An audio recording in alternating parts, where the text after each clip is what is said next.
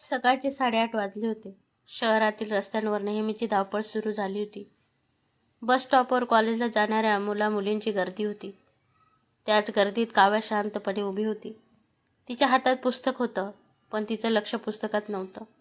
ती समोरच्या रस्त्याकडे पाहत होती. तेवढ्यात एक मुलगा धावत आला. त्याच्या हातात 2 कॉफीचे कप होते. तो धावताना एका खड्ड्यात अडखळला आणि त्यातील एक कप त्याच्या शर्टवर सांडला. अरे देवा! काव्याच्या तोंडून नकळत हसू आलं.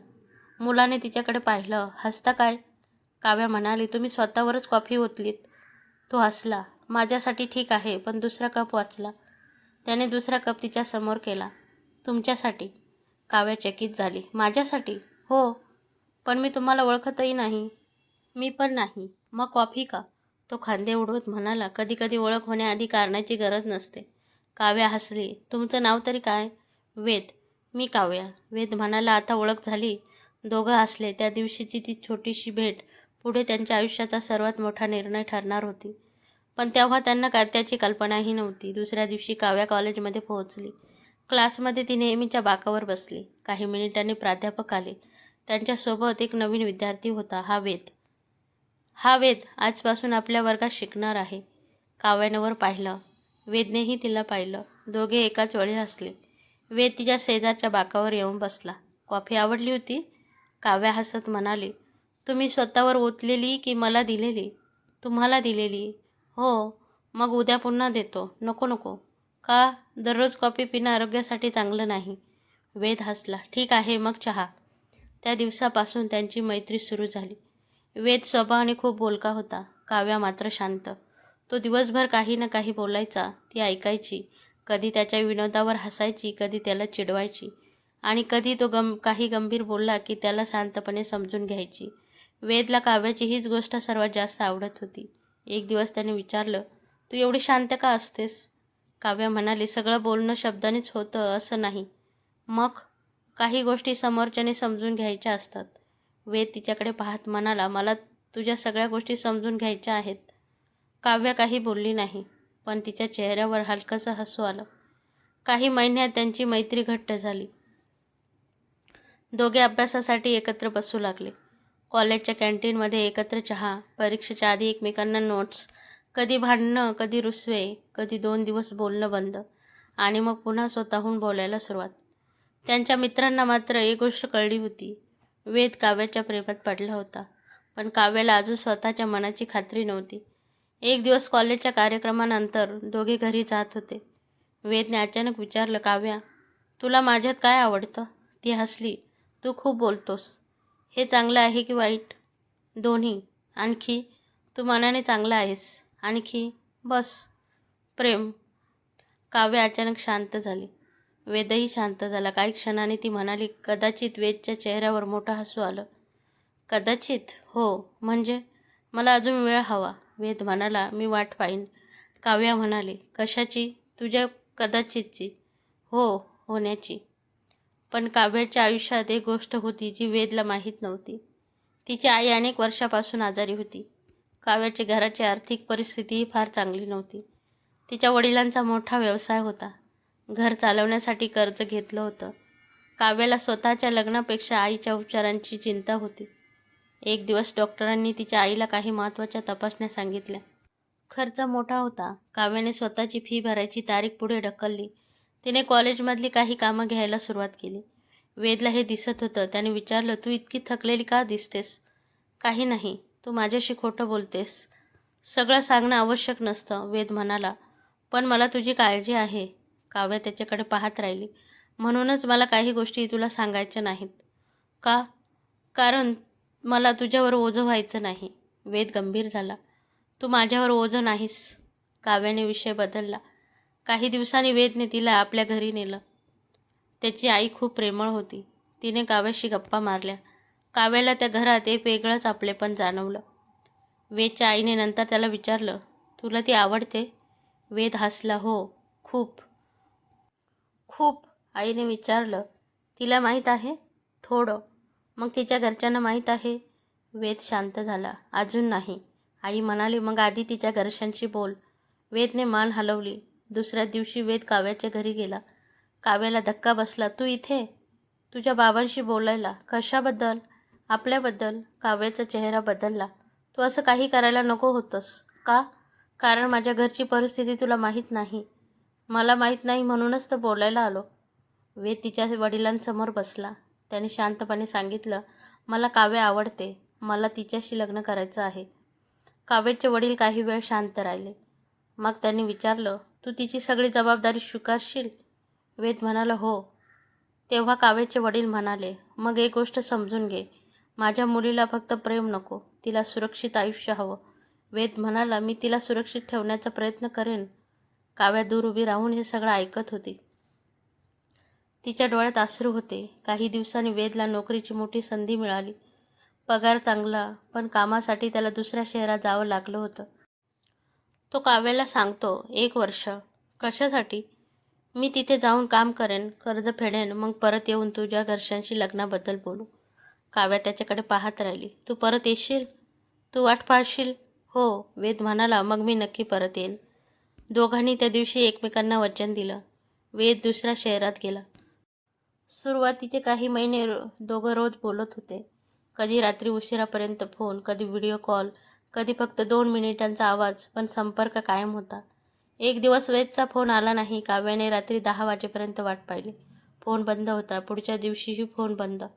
तिसऱ्या दिवशी त्याचा मित्र फोनवर आला. वेद हॉस्पिटलमध्ये आहे. काव्याच्या पायाखालची जमीन सरकली. काय झालं? ऑफिसमधून परतताना अपघात झाला. काव्या लगेच शहराकडे निघाली. हॉस्पिटलमध्ये पोहोचल्यावर तिला वेदच्या आईवडिलांची भेट झाली. वेद शुद्धीवर होता, पण त्याला काही काळ विश्रांतीची गरज होती. काव्या त्याच्याजवळ बसली. वेदने डोळे उघडले. तिला पाहून तो हलकासा हसला. तू आलीस? काव्या रडत म्हणाली, तू मला सोडून जाणार होतास का? वेद हळू आवाजात म्हणाला, मी वचन दिलंय ना, परत यायचं. काव्याने त्याचा हात धरला. अपघातानंतर वेदला काही महिने नोकरी करता आली नाही. त्याचं आर्थिक नुकसान झालं. कर्ज पुन्हा वाढलं. काव्याने त्याला मदत करायचा प्रयत्न केला, पण वेदने नकार दिला. तू तुझ्या आईच्या उपचारांवर लक्ष दे. काव्या म्हणाली, आपण वेगळे नाही. वेद हसला. मला माहीत आहे. याच काळात काव्याच्या आईची तब्येत अचानक खालावली. तिला मोठ्या उपचारांची गरज होती. काव्याने अनेक ठिकाणी मदत मागितली. वेदला हे कळलं. त्याने स्वतःच्या कर्जाची पर्वा न करता तिच्या आईच्या उपचारांसाठी पैसे उभे करण्याचा प्रयत्न केला. काव्याला नंतर हे समजलं. ती रडत म्हणाली, तू माझ्यासाठी एवढं का करतोयस? वेद म्हणाला, कारण ती तुझी आई आहे. पण तुझी परिस्थिती? माझी परिस्थिती पुन्हा सुधरेल. आणि जर नाही झाली तर? वेद म्हणाला, मग आपण दोघं मिळून सुधारू. त्या क्षणी काव्याला पहिल्यांदा जाणवलं, हा फक्त तिच्यावर प्रेम करणारा मुलगा नव्हता. हा तिच्या आयुष्याची जबाबदारी स्वीकारायला तयार असलेला माणूस होता. काही महिन्यांनी वेद पुन्हा कामावर रुजू झाला. त्याने खूप मेहनत केली. हळूहळू परिस्थिती सुधारू लागली. काव्याच्या आईची तब्येतही स्थिर झाली. दोन्ही कुटुंबांना आता त्यांच्या लग्नाबद्दल फारसा विरोध नव्हता. सगळं ठीक होतं. पण अचानक एक दिवस काव्याने वेदला सांगितलं, आपण लग्न करू शकत नाही. वेदला धक्का बसला. काय? मला हे नातं इथेच थांबवायचं आहे. का? माझं मन बदललं. वेद तिच्याकडे पाहत राहिला. कालपर्यंत हो, मग आज समजलं की हे योग्य नाही. वेदच्या डोळ्यात पाणी आलं. काव्या, माझ्याकडे बघ. ती त्याच्याकडे पाहू शकली नाही. माझ्यावर प्रेम नाही? नाही. खरं? हो. वेद काही क्षण शांत राहिला. मग म्हणाला, ठीक आहे. तो निघून गेला. काव्या तिथेच उभी राहिली. वेद वळून पाहिल अशी तिला अपेक्षा होती, पण तो वळला नाही. आणि तो गेल्यावर काव्या जमिनीवर बसून रडू लागली. कारण तिने जे बोललं होतं त्यातलं एकही वाक्य खरं नव्हतं. पुढचे काही महिने वेदने स्वतःला कामात झोकून दिलं. काव्या त्याच्याशी संपर्क करत नव्हती. तिच्या घरच्यांनाही कारण माहीत नव्हतं. तिने फक्त एवढंच सांगितलं, मी हा निर्णय स्वतः घेतला आहे. पण तिच्या आईला काहीतरी चुकीचं वाटत होतं. एक दिवस तिने विचारलं, तू त्याला का सोडलंस?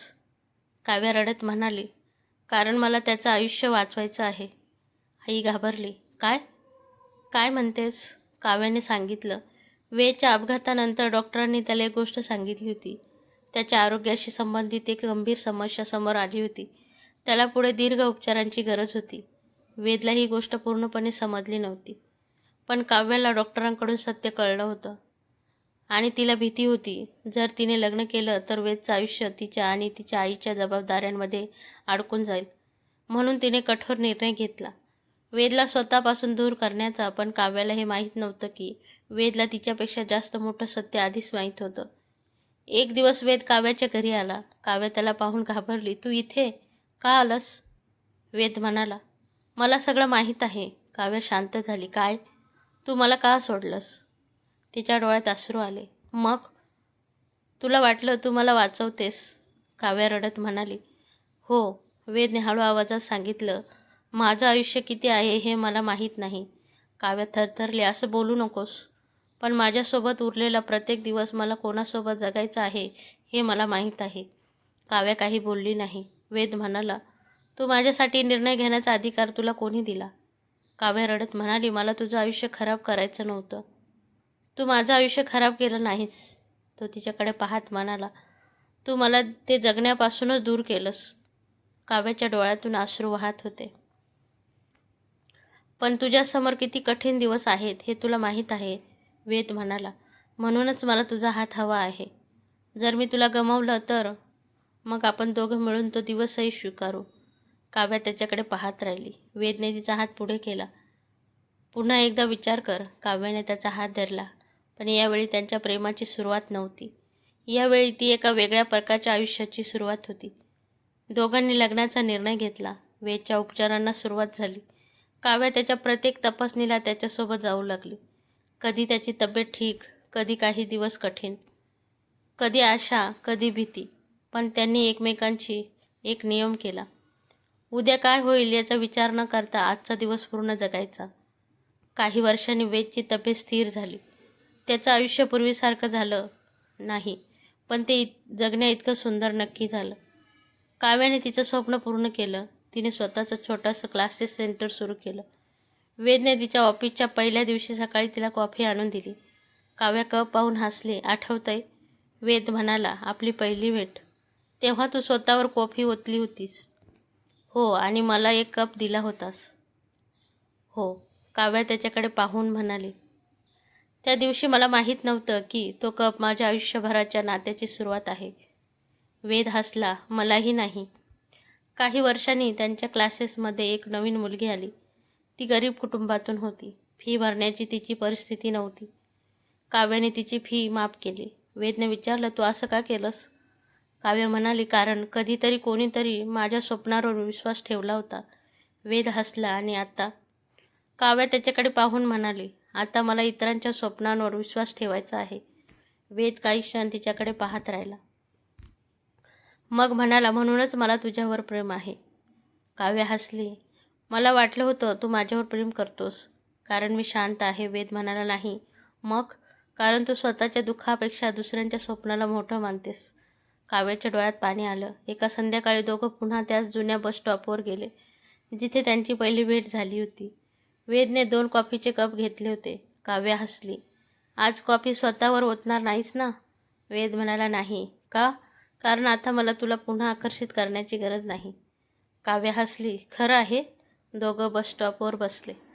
काही वेळ शांतता होती. मग काव्याने विचारलं, तुला कधी माझ्यावर राग आला होता?